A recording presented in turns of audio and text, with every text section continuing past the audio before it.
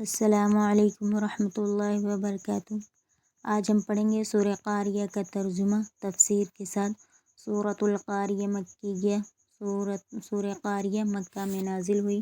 اعوذ باللہ من الشیطان الرجیم، پناہ چاہتی ہوں میں اللہ کی شیطان مردود سے۔ بسم اللہ الرحمن الرحیم، شروع کرتی ہوں اللہ کے نام سے جو بڑا مہربان نہایت رحم کرنے والا ہے۔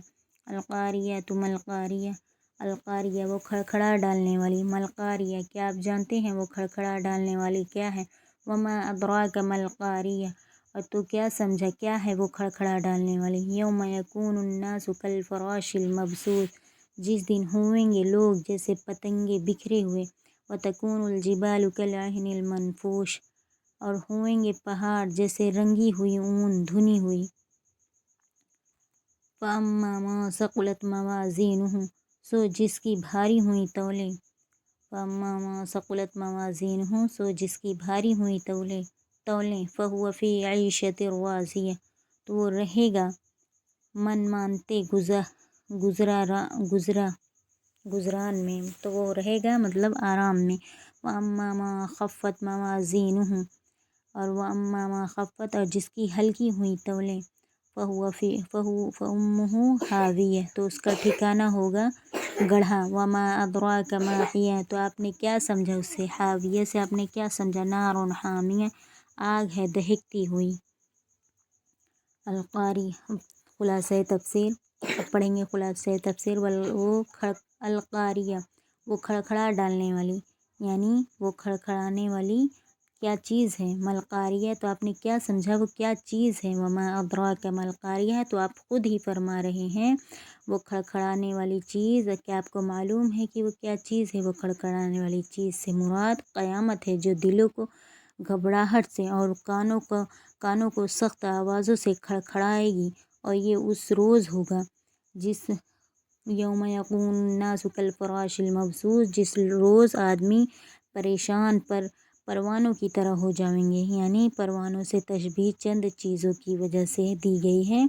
ایک، کثرت سے ہونا تاکہ سارے اولین و آخرین انسان ایک میدان میں جمع ہو جائیں گے۔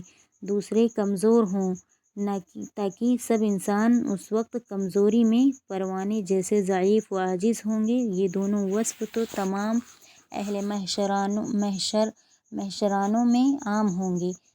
تیسرے، بے تاب اور بے چین ادھر ادھر پھرنا جو پروانوں میں مشاہدہ کیا جاتا ہے، یعنی یہ صورت خاص مومنین میں نہیں ہوگی، وہ اپنے قبروں سے مطمئن اٹھیں گے، اور وہ جو کافر ہیں وہ ہوں گے پروانوں کی طرح، یعنی بکھرے ہوئے پروانوں کی طرح ہوں گے۔ وتکون الجبال کالعہن المنفوش، اور ہوئیں گے پہاڑ جیسے رنگی ہوئی اون دھنی ہوئی، یعنی پہاڑ کے رنگ چونکہ مختلف ہیں، وہ سب اڑتے پھریں گے جن کی مثال اس اون کی ہوگی جس میں مختلف رنگ کے بال ملے ہوئے ہوں۔ اس روز اعمال انسانی، یعنی فاما من ثقلت، سو جس کی بھاری ہوئی تولیں، یعنی اس روز اعمال انسانی تولے جائیں گے، مطلب انسان کا اعمال تولا جائے گا۔ پھر جس شخص کا فہو فی عیشۃ راضیہ، تو پھر جس کی بھاری ہوئی تولیں، یعنی جس کا پلہ وزن ہوا، ایمان کا پلہ وزن ہوا بھاری ہوگا، یعنی وہ جو مومن ہوں گے ان کا ایمان کا پلہ بھاری ہوگا، تو وہ فہو فی عیشۃ راضیہ، تو وہ خاطر خواہ آرام میں ہو جائیں گے، یعنی نجات پا کر جنت میں چلے جائیں گے۔ واما من خفت موازینہ، اور جس کا پلہ ایمان کا پلہ ہلکا ہوگا، یعنی کافر ہوں گے جو لوگ، فأمہ ہاویہ، تو ان کا ٹھکانہ ہاویہ ہوگا۔ تو یہاں خود آپ اللہ کے رسول اللہ تبارک تعالیٰ فرما رہے ہیں کہ آپ نے وما ادراک ما ہیہ، تو کیا سمجھا آپ نے؟ ہاویہ سے آپ نے کیا سمجھا؟ نار حامیہ، تو خود فرما رہے ہیں وہ ایک دہکتی ہوئی آگ ہے۔ اس صورت میں اعمال کے وزن ہونے اور ان کے ہلکے بھاری ہونے پر دوزخ یا جنت ملنے کا ذکر ہے۔ وزن اعمال کی پوری تحقیق اور شبہات کا جواب سورہ اعراف میں انشاءاللہ ہم پڑھیں گے۔ وہاں دیکھ لیا جائے اس میں یہ بھی لکھا گیا ہے کہ روایات حدیث اور آیات کی تطبیق سے معلوم ہوتا ہے کہ وزن اعمال غالباً 2 مرتبہ ہوگا۔ ایک مرتبہ کے وزن سے مومن اور کافر کا امتیاز کر دیا جائے گا، یعنی ایک مرتبہ جب وزن ہوگا تو کافر اور مومن الگ کر دیے جائیں گے۔ ہر مومن کا پلہ بھاری ہوگا، وہاں پر ہر مومن کا پلہ پہلے وزن میں بھاری ہوگا اور کافر کا ہلکا رہے گا۔ پھر مومن میں اعمال حسنہ اور سیئہ کا امتیاز کرنے کے لیے دوسرا وزن ہوگا، یعنی پہلے تو مومن اور کافر کو الگ کر دیا جائے گا، پھر مومن اور کافر کو، پھر مومن کا مطلب مومنین جو ہیں پھر ان کا حساب ہوگا، ان کا وزن ہوگا۔ تو اس صورت میں بظاہر پہلا وزن مراد جس میں ہر مومن کا پلہ ایمان کی وجہ سے بھاری رہے گا، خواہ اس کا عمل کیسا بھی ہو، اور کافر کا پلہ ایمان نہ ہونے کے سبب ہلکا رہے گا۔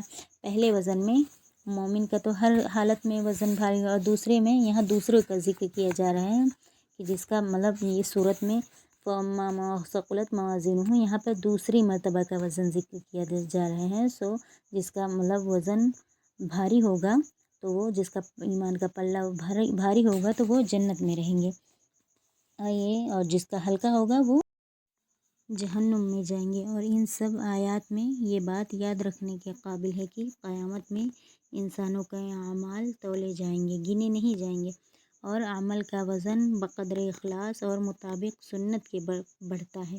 جس شخص کا عمل میں اخلاص کامل ہو اور سنت کے مطابق بھی مکمل ہو، اگرچہ اس کے عمل تعداد میں کم ہو، اس کا وزن بنسبت اس شخص کے بڑھ جائے گا جس نے تعداد میں تو نماز روزے بہت زیادہ کیے ہوں گے، صدقہ خیرات بہت کیا ہوگا، حج عمرہ بہت کیے ہوں گے، مگر اخلاص میں کمی رہے گی، یعنی اس میں اللہ کے لیے نہیں ہوگا، دکھاوے کے لیے ہوگا، تو وہ وزن اللہ کے یہاں قابل قبول نہیں ہوگا، بلکہ وہ ہوگا جو ایک خالص اخلاص میں خالص اللہ کے لیے کیا جائے، وہ زیادہ قبول ہوگا، یعنی وہ عمل اللہ کے نزدیک زیادہ قابل قبول ہے جو خالص اللہ کے لیے کیا جائے۔ اللہ تبارک و تعالی ہم سب کو اچھے اعمال اور اچھے اخلاق کی توفیق نصیب عطا فرمائے، آمین۔ صدق اللہ العظیم، سچ فرمایا اللہ تبارک و تعالی نے۔ انشاءاللہ پھر ملیں گے دوسری صورت کے ساتھ، آپ ہمارے ساتھ پڑھتے رہیں معارف القرآن۔ السلام علیکم ورحمۃ اللہ وبرکاتہ۔